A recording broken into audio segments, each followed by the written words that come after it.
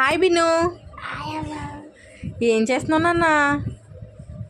Dinner కూర్చున్నావా? ఏంటిది నీ dinner plate? నీ డిన్నర్ ప్లేట్లో ఈరోజు స్పెషల్ ఏంటమ్మా? లేడీ ఫింగర్ కర్రీ ఆమ్లెటా? నీ ఫేవరెటా? అబ్బా, తింటావా మంచిగా?